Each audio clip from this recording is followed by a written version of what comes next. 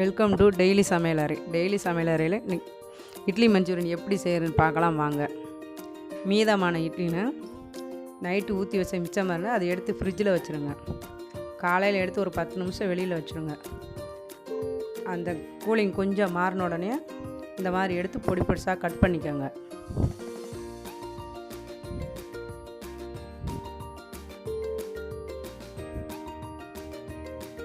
நல்லா இதே ஷேப்பில் பொடி பொடிசாக கட் பண்ணிக்கோங்க.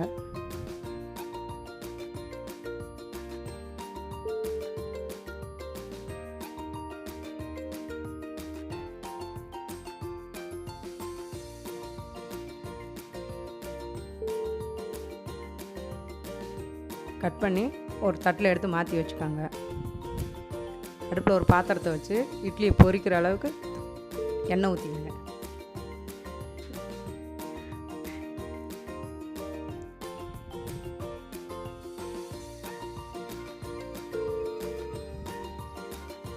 எண்ணெய் சூடாகிற டயத்தில் வெங்காயம் தக்காளியை பொடிசாக கட் பண்ணி வச்சுக்கிடுவோம்.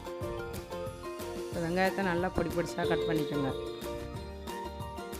ஒரு பெரிய வெங்காயம்னா போதும்.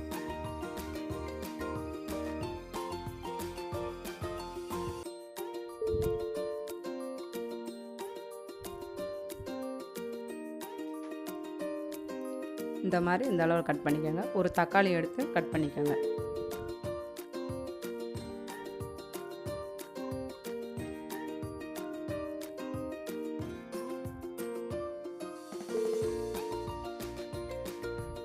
கான் மாவு 3 ஸ்பூன் போட்டு கரைச்சி நான் வச்சுருக்கேன். நல்லா தண்ணியாக அதில் இட்லி எடுத்து போட்டு உள்ளே முக்கி ஒன்றா எடுத்து போடுங்க. நல்லா தண்ணியாக கரைச்சிக்கோங்க. தண்ணி மாதிரியே இருந்தாலே போதும். அது கரைக்கும் போது கொஞ்சோண்டு உப்பு போட்டுக்கோங்க. அந்த கான் மாவுக்கு அளவு அந்த தண்ணிக்கு மட்டும்.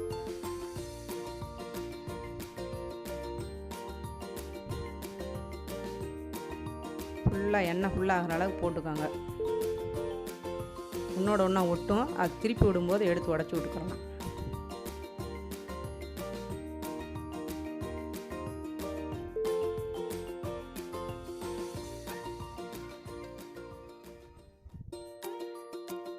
இப்போ நல்லா அந்த செவந்து வரமா இப்படியே ஒவ்வொன்றா உடச்சி விட்டோம்னா உடஞ்சிரும். வெளியில் எடுத்து ஆற விட்டு உடச்சிக்கிறலாம். ஒவ்வொரு பீஸாக தனித்தனியாக வந்துடும். இந்த அளவுக்கு செவந்திருந்தால் போதும்.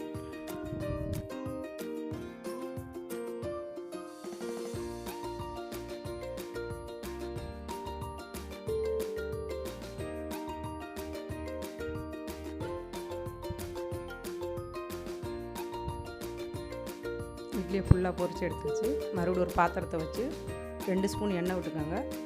ஒரு அரை ஸ்பூன் கடுகு, கொஞ்சமாக சோம்பு, ஜீரகம் கொஞ்சம், 2 கிராம்பு, கொஞ்சமாக கருவேப்பிலை, புதினா கொஞ்சம். இதெல்லாம் பொரிஞ்சோடனே கட் பண்ண வெங்காயத்தை அதோடு சேர்த்து வதக்கி விடுங்க.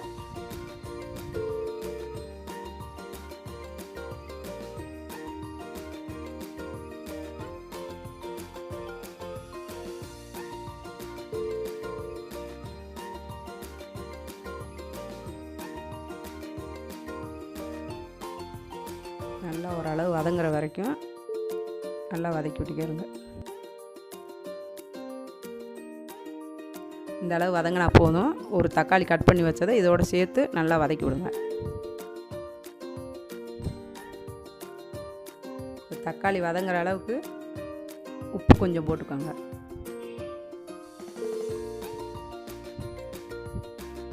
உப்பு நம்ம ஏற்கனவே கான் மாவுலையும் போட்டு கரைச்சிருப்போம். இட்லியிலும் உப்பு இருக்கும். அதனால் இந்த மசாலாவுக்கு தேவையான உப்பு மட்டும் போட்டுக்கோங்க.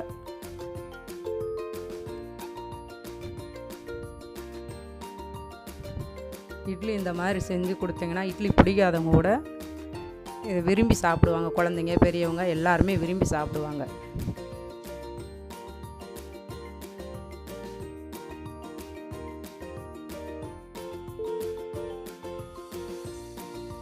தக்காளினும் நாட்டு தக்காளினா சீக்கிரம் வதங்கிடும். அது போட்டிங்கன்னா புளிப்பு இன்னும் நல்லாயிருக்கும் அந்த டேஸ்ட்டு.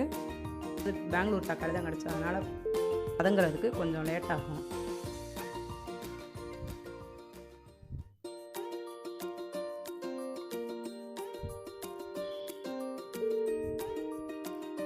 1 ஸ்பூன் இஞ்சி பூண்டு போட்டுக்கோங்க. தக்காளி நல்லா வதங்கினோடனே இதையும் நல்லா சேர்த்து கலந்து விடுங்க. இந்த இஞ்சி பூண்டு பச்சை வாசனை போகிற அளவுக்கு நல்லா வதக்கி விட்டுக்குங்க. நல்லா எல்லாம் சேர்ந்து வதங்கிருச்சு. 1 ஸ்பூன் மிளகாத்தூள், 1/2 ஸ்பூன் கரம் மசாலா, 1/4 ஸ்பூன் ஜீரகத்தூள்,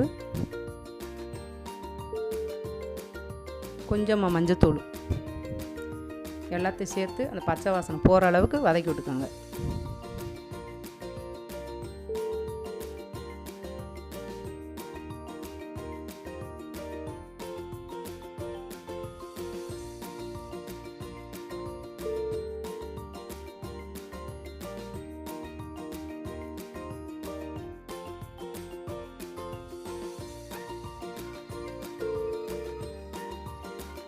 இது எல்லாம் பச்சை வாசனை போனோடனே 1 ஸ்பூன் சோயா சாஸ் அதோடு சேர்த்து ஊற்றி நல்லா கலந்து விடுங்க. இந்த மசாலா சோயா சாஸ் எல்லாம் சேர்ந்து வர அளவுக்கு நல்லா கலந்து விடுங்க. இதை கலந்தோடனே ஒரு 1/4 டம்ளர் தண்ணி ஊற்றி அதையும் சேர்த்து நல்லா கலந்து விடுங்க.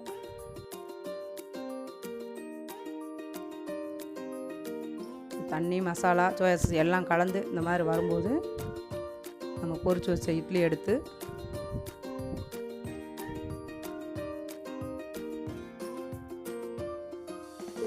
அதோடு சேர்த்து நல்லா கலந்து விடுங்க.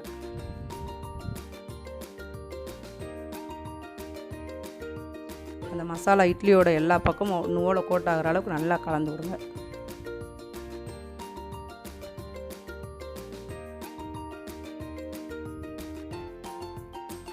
நல்லா கலந்து விட்டுட்டே இருங்க.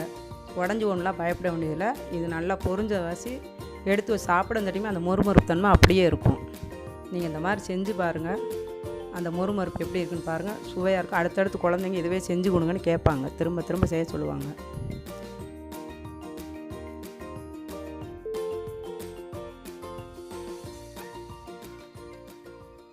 சுவையான இட்லி மஞ்சூரியன் தயாராகிடுச்சு. பாருங்கள் எவ்வளோ அழகாக இருக்குன்னு.